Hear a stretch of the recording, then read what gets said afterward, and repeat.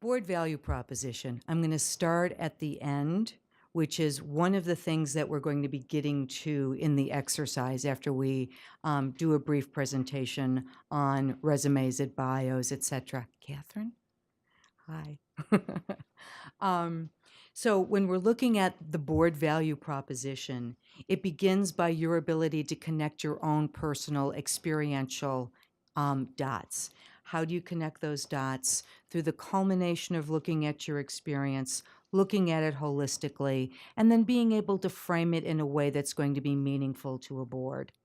How do you get to that aspect? You get to that culmination and framing, quite candidly, by taking a look at your career, doing some due diligence, in particular, looking at your contributions.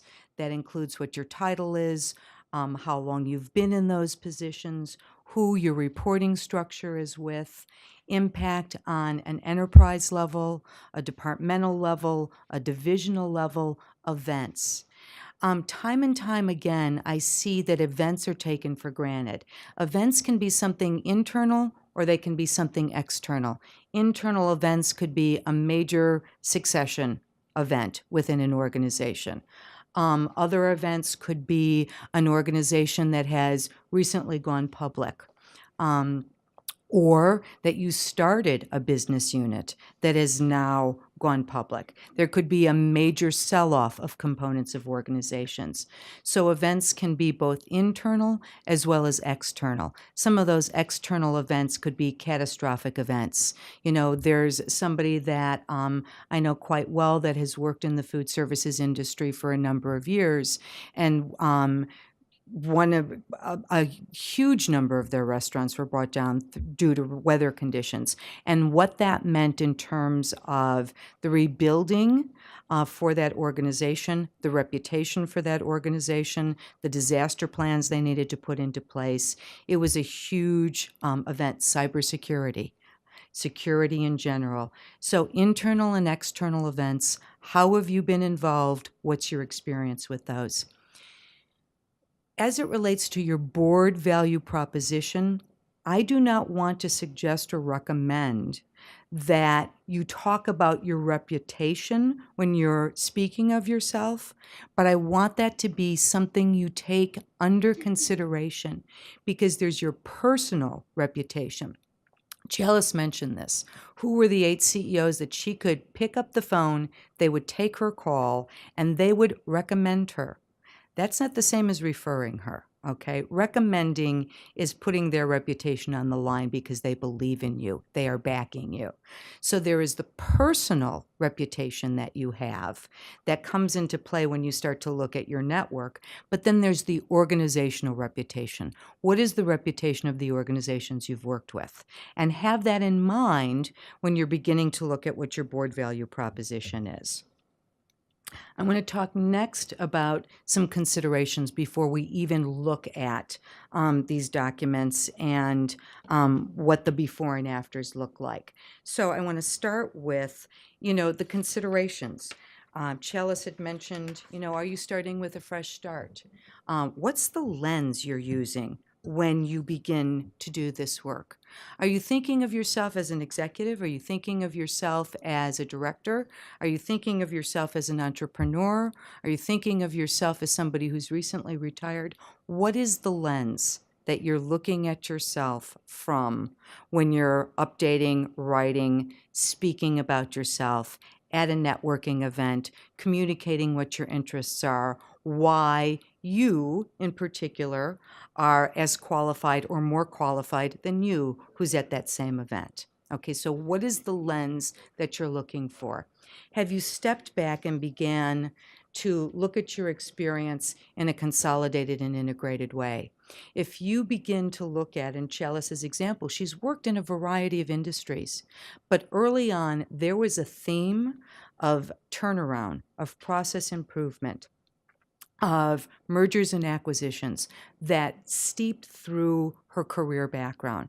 And while she then worked in the human resources area, it was with a true enterprise approach around mergers and acquisitions, the integrations of those mergers and acquisitions, et cetera, et cetera.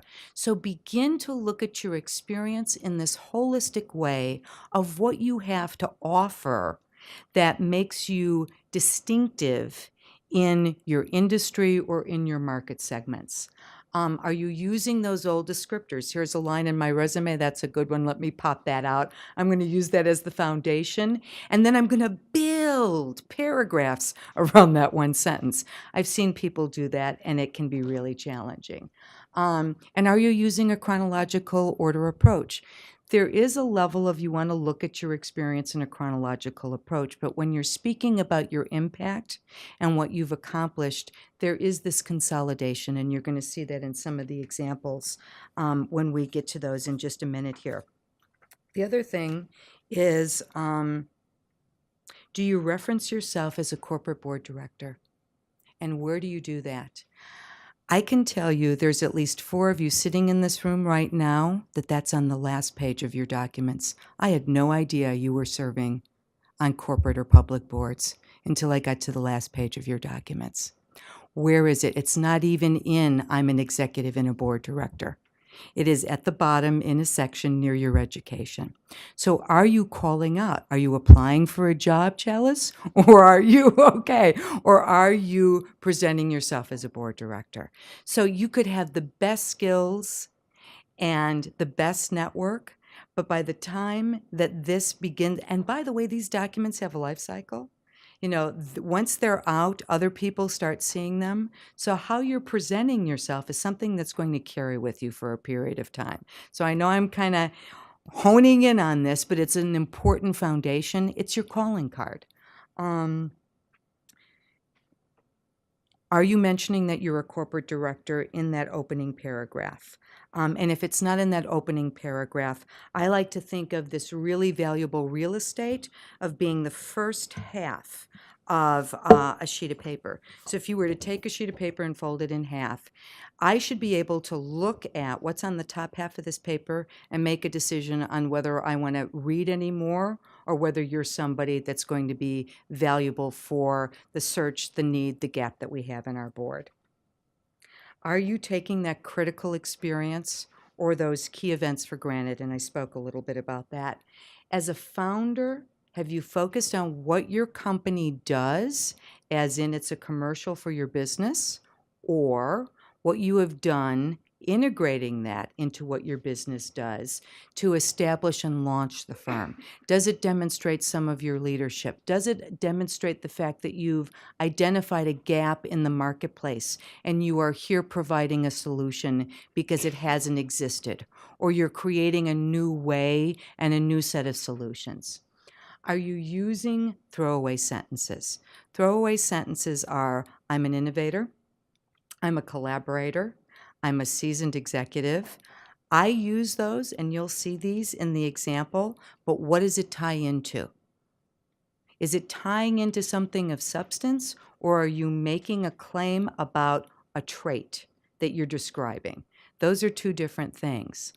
Have you added a recent headshot? That's why I'd asked you if that looks like me, because mine isn't the most recent.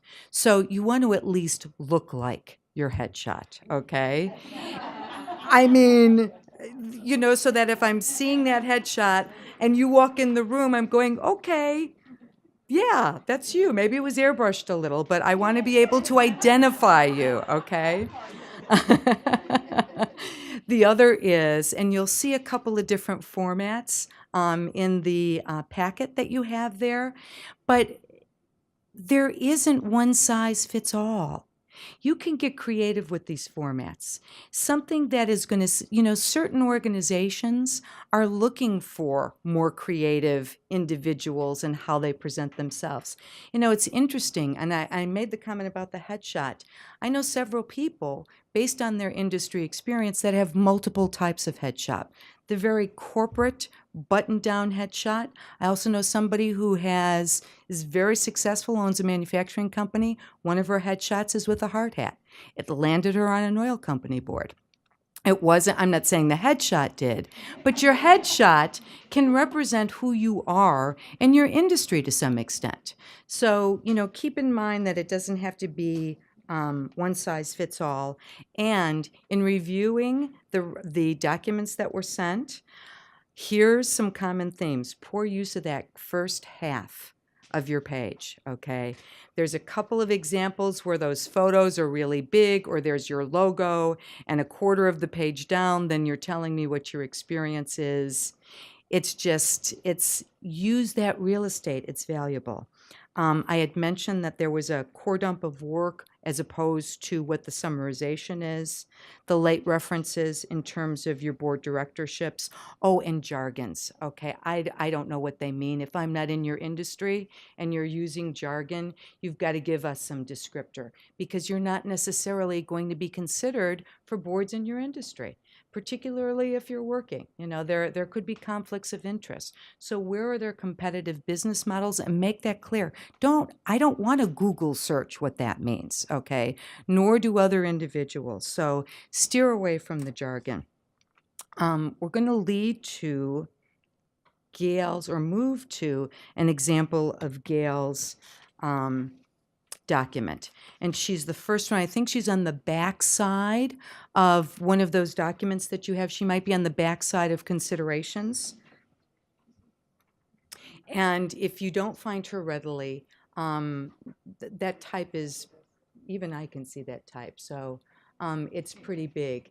Gail had reached out because she has reached a point in her career. She's not ready to retire, but she's very interested in serving on boards. She's well known in the industry. And she said, would you take a look at my bio and give me some tips? What you're seeing is it. This is not, that there were a few more sentences that are in your packet, but that was it. And I said, Gail, where did this come from? And she said, oh, it's from our website. They did a screen save of the website. And, she's well known. She speaks around the globe. She is a luminary to some in her field. And it was just interesting to see that this is what she has. And she hasn't had anything other than that since 1997. So as you flip over to the next page, if you just flip it over literally, you'll see what we did in terms of consolidating her experience. Large healthcare systems, a strategy focus, organizational development, and management. She's both an executive and independent director. She's helped to create and grow and integrate 3 successful healthcare systems. What her title is, and then, of course, what her capacity is. In other words, what does that chief strategy officer means? I mean, she's one of the top 6 executives in the company, and that's their revenue stream. We took the approach of going forward, and when you look at the full sheet, and I can see some of the full sheets over there, this is an example, when you look at the actual hard copy of her document, of something that I would say you could mass customize. So you could move information around. In this case, her portfolio of experience, bullet points. Why a portfolio of experience? She wanted to order her experience in a way where it was talking points for her, where when she was meeting people, she was at networking events, she was talking about herself. She now had created an active memory around her experience where she wasn't searching and grabbing. This was like a script that she had prepared for herself, or that we had helped her prepare, and that she was using in these flows of conversation. But you could just as easily swap out that portfolio of experience and bump up what her board experience is, which is right underneath that. So when you're doing these, think about the fact that you may want to customize them for certain situations. What you'll also see, which I don't have a slide for, is we took her professional profile, and we skinnied that down to 1 page. And then we created an addendum for all of her speaking engagements, memberships, et cetera, et cetera. She essentially has a one-page document that gives you all the information you need. If you want to know about all of her other credentials and associations, fabulous, but you don't need to determine whether she has the expertise or not by reading 4 or 5 pages. The other thing that we did, and I think I have an example of it right here, is we created a board bio. Very different. I'm looking at this one. I've got a hard copy. Yeah, you guys have that. Very different. What you'll notice is it doesn't say all of the same things. It doesn't begin with a summary. It begins, I'm not able to predict how people interpret information. I'm not able to predict, nor are you able to predict what is most of interest and compelling to individuals.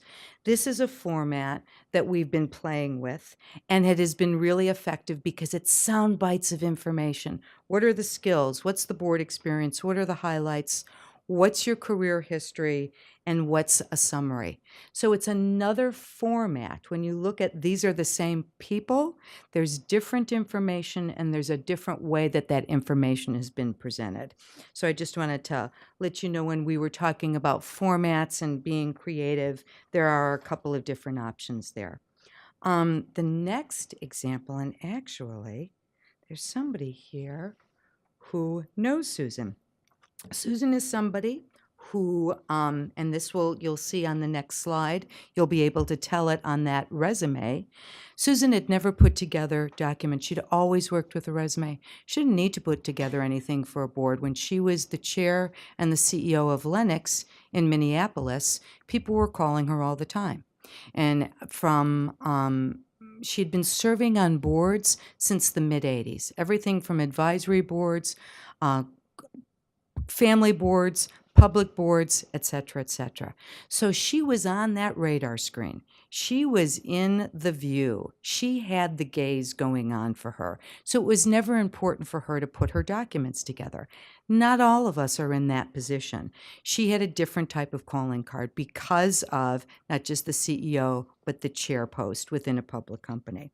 And that's, as we know, that's a big part. That's a big part of writing your ticket in terms of board service. When she left Lennox in 2007, she was really hungry to do something different. And she jumped into an internet-based retail startup, Paterno. And it gave her a whole different array of experience. And she left them in 2013. And what you'll see here is what you will see on that first document of her resume, how she presented her Lennox experience, how she presented chair of the board. So what are we, like down 3/4 of the page before we even know that she's been a sitting board director at least at one point of time in her career? As you continue and you look at the new documents that we've put together, again, we focused on consolidating her information to one page that identifies who she is, her credentials, if you will, strategic and innovative, C-suite executive, public company director with a track record of. She's claiming what her industry experience is very quickly. We've made sure we've incorporated how diverse her distribution channel experience is because that's so important to organizations today.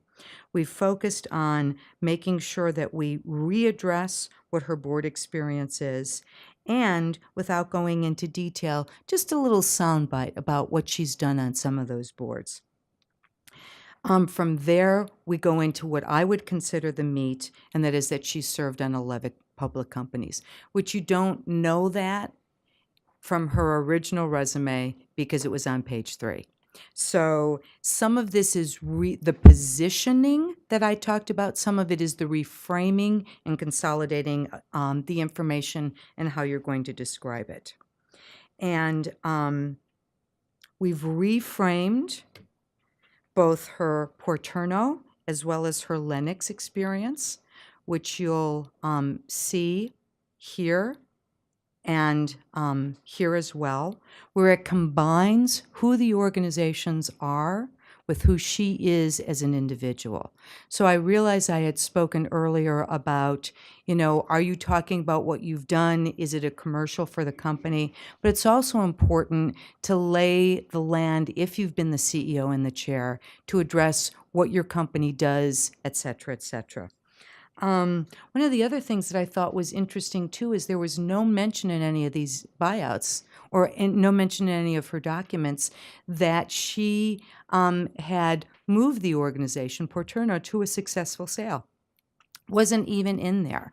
And interestingly enough, her experience is really attractive. And after we had this conversation about, looking at this experience more holistically, she joined the Cool Bar board, which is a private equity-based board.